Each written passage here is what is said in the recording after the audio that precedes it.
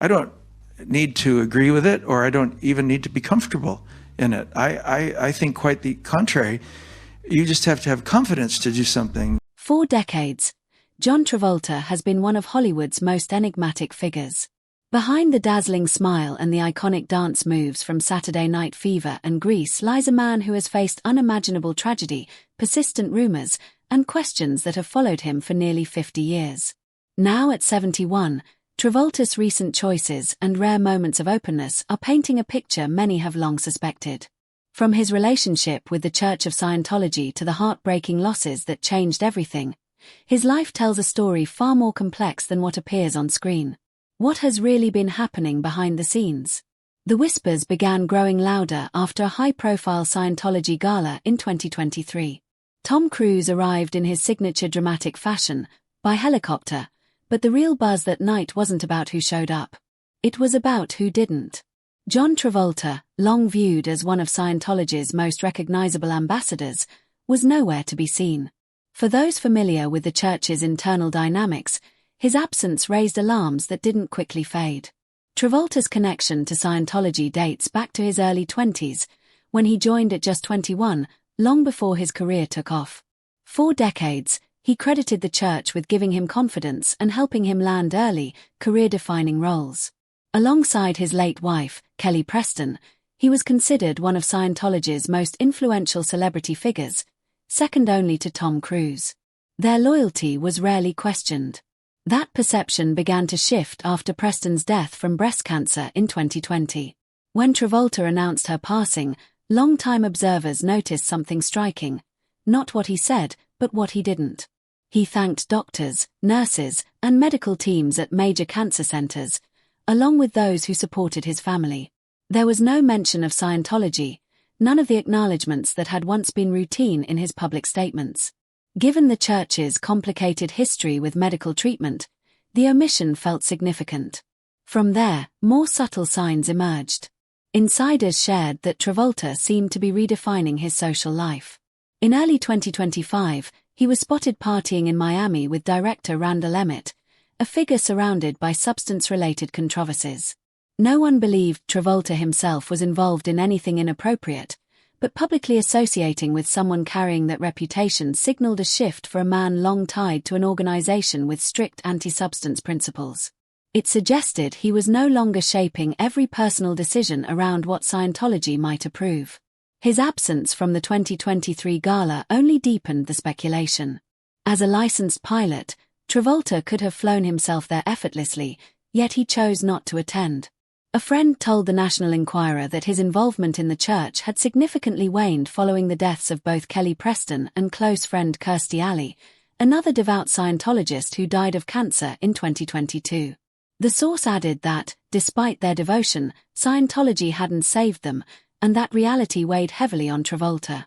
The more closely the timeline is examined, the clearer it becomes that this shift wasn't sudden.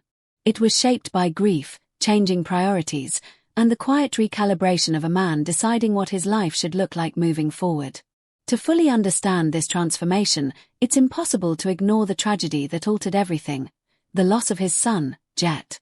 On January 2, 2009, the Travolta family were spending the holidays in the Bahamas, enjoying what had become a routine, private getaway. 16-year-old Jet, who had a long history of seizures, went into the bathroom that morning and suffered a severe episode. He collapsed, hit his head, and was found unconscious. Chaos followed. A caretaker attempted to revive him while John and Kelly rushed to help. Paramedics arrived quickly, but nothing could be done. By the time they reached the hospital, Jet was gone. Unlike most grieving parents, the Travoltas were denied privacy. John's fame turned their personal devastation into a public spectacle almost instantly. Reporters swarmed, rumors spread, and unsympathetic commentary flooded the internet within hours. During the extortion trial that followed, Travolta revealed something he had never publicly shared before. Jet lived with autism and a seizure disorder. The family had previously linked his condition to Kawasaki disease, not to deceive the public, but to protect their son. Jet's seizures were frequent and exhausting, often leaving him sleeping for hours afterward. Doctors guided his treatment decisions, including the use and later discontinuation of medication. Despite public speculation tying his medical issues to Scientology's teachings, the reality was more nuanced. The family relied on traditional doctors and followed medical advice, but nuance rarely survives in the face of grief, fame, and public scrutiny. The pain of losing Jet left a visible mark on John Travolta. Friends later said he was completely shattered, and Travolta himself admitted that he questioned how he was supposed to move forward at all. Scientology supporters stayed close to the family during that period, offering structure and their version of emotional support, but nothing could ease the daily reality of waking up without his son. The tragedy didn't just affect him emotionally, it altered the rhythm of his life. It changed the atmosphere in their home, reshaped how he thought about parenting his other children, and influenced how he approached his work. Those who knew him noticed the shift immediately. He grew quieter, his public appearances slowed, and behind the polished interviews and red carpets was a man still trying to understand what life looked like after the worst loss imaginable. What made Jet's story even more devastating were the layers surrounding it. The medical complexities, relentless public scrutiny, legal fallout, and the pressure placed on the family from both the outside world and the church. Every aspect left scars, and those scars shaped everything that followed. And tragically, this was not the only loss that would force Travolta to question the foundations of his life. Another heartbreak was coming, one that pushed him further into unfamiliar territory and raised questions he never expected to face. Kelly Preston passed away on July 12, 2020, at just 57 years old, after a 2-year private battle with breast cancer. When the news became public, it stunned the world, not only because of her age, but because she and Travolta had long appeared to be one of Hollywood's rare, genuinely grounded couples. Their story began in 1987 on the set of The Experts. The film itself faded quickly, but their connection didn't. At the time, Kelly was already well known, and John was navigating a transitional phase in his career. Friends said they quickly fell into an easy rhythm, sharing humor, family values, and a desire to build a stable home away from Hollywood's chaos. They married in 1991, holding 2 ceremonies, one in Paris and another in Florida to ensure legal recognition in the United States. Over the next 3 decades, they raised 3 children, Jet, Ella Blue, and later Benjamin. Through career highs and personal lows, they presented a united front, supporting one another and appearing genuinely content in public. That's why the silence surrounding Scientology in John's announcement of Kelly's death spoke volumes to longtime observers. He thanked the medical teams at MD Anderson Cancer Center and emphasized his gratitude for their care, but made no mention of Scientology. Given how closely the couple had been tied to the church for years, the omission felt deliberate and raised new questions. Former members of Scientology began revisiting a long-circulated belief that Kelly may have been the emotional center of John's involvement. According to them, she had been more deeply committed to the church's programs and lifestyle, and with her gone, John's connection may have naturally loosened. Whether entirely accurate or not, people around him noticed changes. By 2024, sources said Scientology no longer appeared to be the central force in his life. He seemed more introspective, more guarded, and far more careful about opening himself up again. Around that time, quiet rumors surfaced about a possible interest in his cash-out co-star, Kristen Davis. Some insiders claimed his children supported the idea of him finding companionship again, while others insisted he wasn't ready. The word vulnerable came up repeatedly, and for good reason. Travolta wasn't just mourning a spouse, he was grieving the only person who had shared the full weight of his public life, family tragedies, and private struggles. Kelly had been the one who helped him navigate decades of rumors, especially those surrounding his sexuality, stories that Scientology had often worked behind the scenes to manage or suppress in order to protect both Travolta and the church's public image. The extortion attempt following Jet's death further exposed how little control Travolta had over the most personal aspects of his life. It showed how quickly private information could be twisted into leverage by people with harmful intentions. Combined with years of rumors and non-stop scrutiny, Kelly had often been the person who helped him weather storms the public never fully understood. She wasn't just his partner in life, she was his anchor in Hollywood, tragedy, faith, and survival under constant observation. Losing her didn't just change his home life, It dismantled the entire support structure around him. Those close to Travolta say it quietly forced him to rethink where he stood, with Scientology, with Hollywood, and with the version of himself he had maintained for decades. He never said it out loud, but the change was visible in the choices he made afterward, in what he stopped mentioning, and in how his priorities shifted almost immediately. Kelly's death wasn't just another heartbreak. It marked a turning point, one that set the stage for even bigger changes in John Travolta's life, long before the public fully caught on. And yet, Travolta had to navigate something even more surreal: strangers attempting to profit from one of the most devastating moments of his life. The accused included a paramedic and a former Bahamas senator, both charged with trying to pressure him into paying $25 million in exchange for keeping sensitive medical documents private. What made the situation even more painful was that the paramedic was initially portrayed as someone who had tried to help. Over time, the story darkened, revealing how quickly compassion could turn into exploitation in the wrong hands. The trial exposed an uncomfortable truth: Travolta wasn't just grieving, he was also defending his son's dignity and his family's right to privacy. According to former Scientologists who later spoke publicly, that sense of vulnerability may not have been limited to outside threats. Some suggested the church held psychological influence over him simply because of its access to years of deeply personal auditing sessions. Whether or not anything was ever used against him, the idea added another layer to a life already shaped by intense scrutiny. It also helps explain why Travolta has always been fiercely guarded about his private life. Over the years, accusations and lawsuits surfaced from people claiming they had relationships with him. These stories were denied, challenged legally, or faded away quietly. Speculation followed him for decades, resurfacing whenever he took on a new role or paparazzi captured an unflattering moment. Still, Travolta never fed the rumor mill or allowed himself to be drawn into public debates about his identity. His marriage to Kelly Preston helped anchor that privacy. Those close to the couple described a partnership built on shared goals, emotional work, and mutual support behind the scenes. Together, they raised 3 children, leaned on counseling when necessary, and presented a united front despite the constant pressure around them. For Travolta, Kelly wasn't just his wife. She was the steady presence who helped him navigate moments when fame felt more like a burden than a blessing. After her death, the change in him was noticeable, even without explanation. His social media grew quieter and more intimate, centered on his children, small joys, and the routines that replaced the busier chapters of his life. Friends hinted that his home life shifted significantly. A house once filled with large celebrations became calmer and more contained. Travolta spent more time flying his planes, taking short trips to decompress, and creating a rhythm that allowed him and his youngest son, Benjamin, to adjust to their new reality.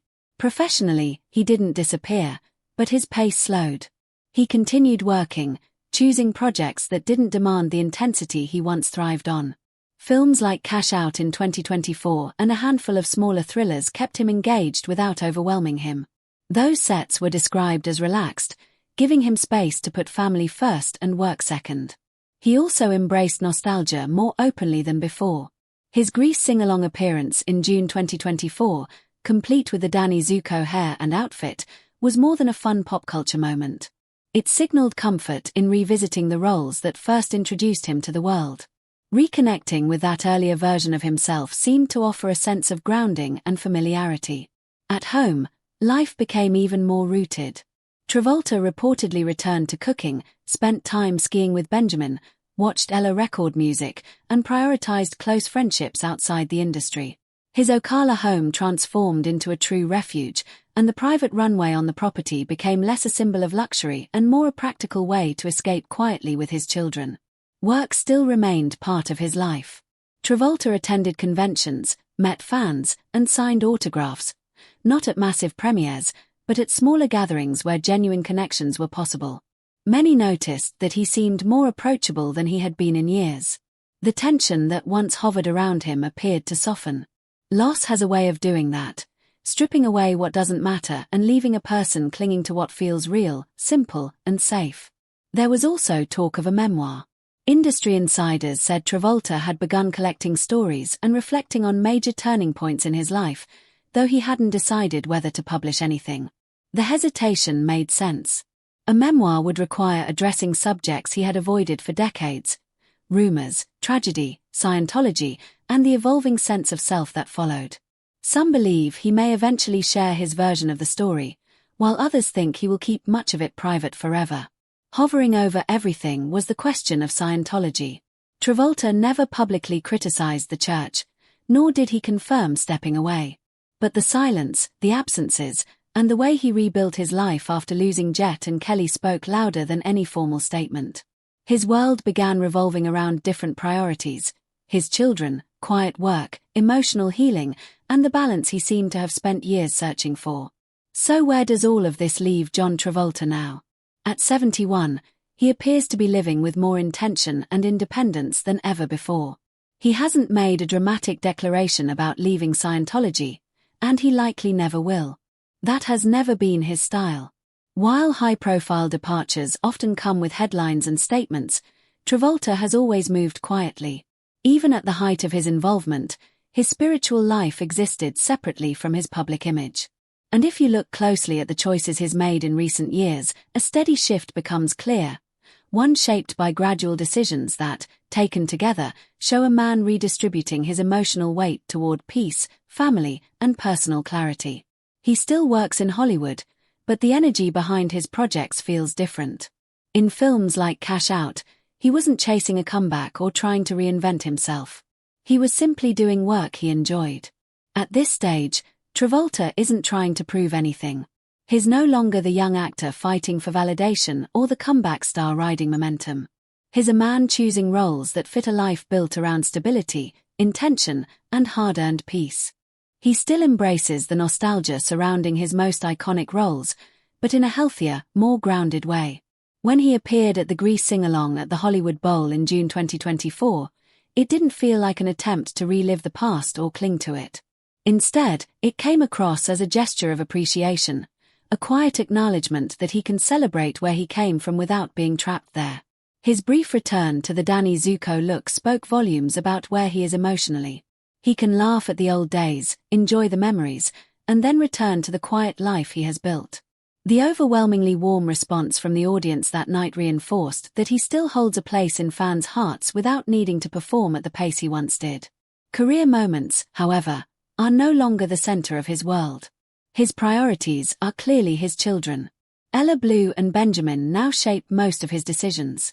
Ella has confidently stepped into her own creative path, releasing her first EP, Colors of Love, in November 2024. The project felt deeply personal, especially the song Little Bird, which honored her mother. Travolta supported her every step of the way, not as an overbearing Hollywood parent, but as someone genuinely thrilled to see her find her voice. He promotes her music, celebrates her milestones, and allows her to shine without inserting himself into the spotlight.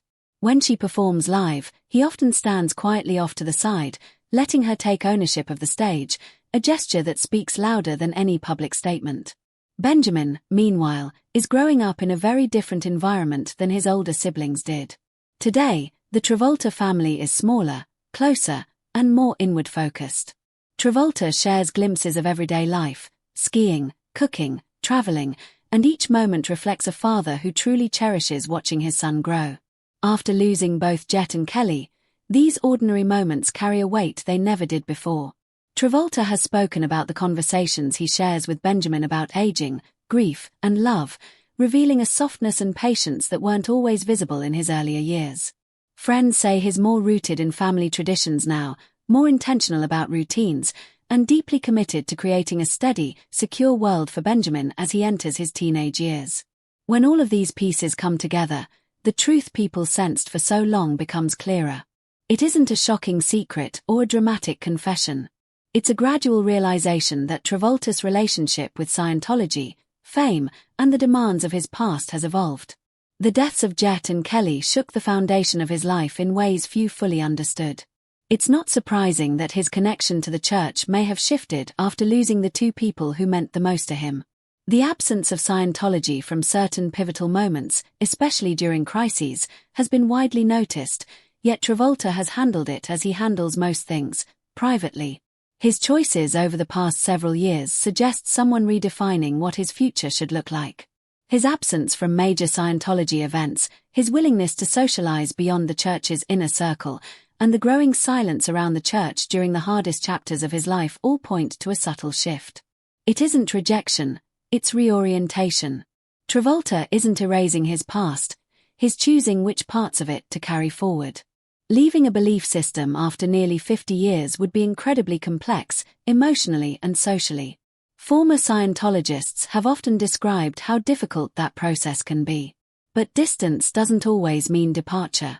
Sometimes it appears in behavior, in the relationships someone prioritizes, the events they skip, and the subjects they quietly stop addressing. Travolta's recent choices suggest a man creating space to breathe, to parent freely, to grieve in his own way, and to shape a life aligned with who he is now. At 71, he appears more comfortable in himself than ever before. He no longer chases narratives, reacts to rumors, or feels compelled to correct speculation. He allows curiosity to exist without feeding it, a significant shift for someone who spent decades under scrutiny from tabloids, Hollywood, and powerful institutions. That quiet independence seems to have brought him a kind of peace he hadn't fully known before. That peace is reflected in his work as well. He chooses projects because they interest him, not because they serve a carefully crafted image. He engages with fans when it feels meaningful, especially through nostalgia or in support of his children, and steps back when he needs to. His life is no longer built around celebrity, but around connection, his family, the memories of those he has lost, and the future he wants for his children. Now, every choice he makes hints at where he may be headed next.